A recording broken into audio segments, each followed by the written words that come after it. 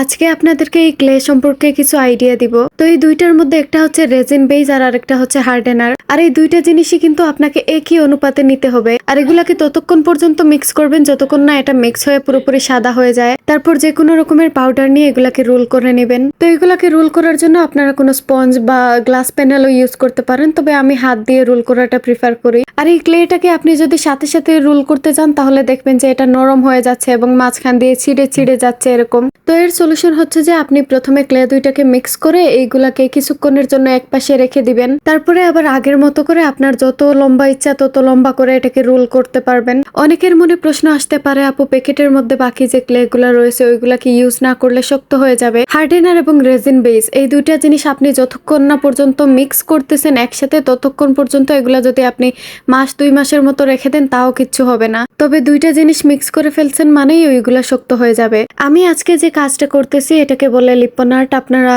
অনেকেই হয়তো জানেন, আবার অনেকে জানেনও না এটা সম্পর্কে। এটার অর্ধেক কাজ আমি কয়েকদিন আগে করে রেখেছিলাম, কিন্তু এই পর্যায়ে এসে আমার ক্লেটা শেষ হয়ে গিয়েছিল, এজন্য আর এটা কমপ্লিট করতে পারিনি। তাই আর্ট সাপ্লাইজের সাথে সাথে আমি মিনিজ আর্ট গ্যালারি থেকে এই ক্লে গুলাও নিয়ে নিছি। আপনারা যারা ক্লে আর্ট পছন্দ করেন তারা কিন্তু আপুদের পেজ থেকে এই মোল্ডেড ক্লে গুলা বা ক্লে টুলস রয়েছে ওইগুলাও নিতে পারেন। শুধু এগুলা না, ওনাদের পেজ থেকে আপনারা যাবতীয় আর্ট সাপ্লাইজ নিতে পারবেন। লিপন আর্টের প্রতি আমার আকর্ষণটা যে নতুন হয়েছে এমন না, আমি শুরু থেকেই লিপন আর্ট অনেক পছন্দ করি, কিন্তু লিপন আর্টের মেটেরিয়ালস গুলো একটু কস্টলি হওয়াতে আমি শুরুর দিকে এই কাজগুলা করতে পারিনি। আর এই কাজ করতে কিন্তু পরিশ্রমও বেশি হয়। প্রথমে ডিজাইন তৈরি করুন, তারপর ক্লে বসান, তারপর জেসো অ্যাপ্লাই করুন, কালার অ্যাপ্লাই করুন, তারপর আস্তে আস্তে মিরর সেট করুন। শুধুমাত্র এই ক্লে গুলা বসাতেই আপনার অনেকটা সময় লেগে যাবে, আর বাকি কাজ তো আর আছেই। তবে যে কাজে পরিশ্রম বেশি ওই কাজের আউটপুটটাও কিন্তু অনেক বেশি সুন্দর হয়।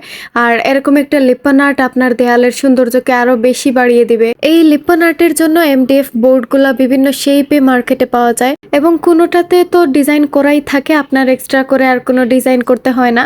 তবে আমার কাছে এই যে এমডিএফ বোর্ড যেটা, এটাতে কোনো ডিজাইন করা ছিল না, আমি নিজে নিজেই এই ডিজাইনটা করছি। আমার কাছে বড় সাইজের মিরর নেই, এজন্য আমি মাঝখানে ও ক্লে দিয়ে আর্ট করে নিয়েছি।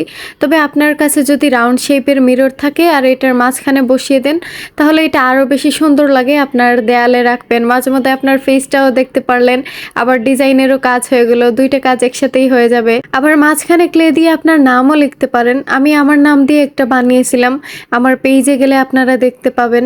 এখন তো মাত্র আমি এটাতে ক্লে বসাইছি, এখনো অনেক কাজ বাকি। এটাতে কালার করতে হবে, তারপর মিরর বসাতে হবে। বাকি ফাইনাল লুক দেখার জন্য ফলো দিয়ে রাখবেন। টাটা।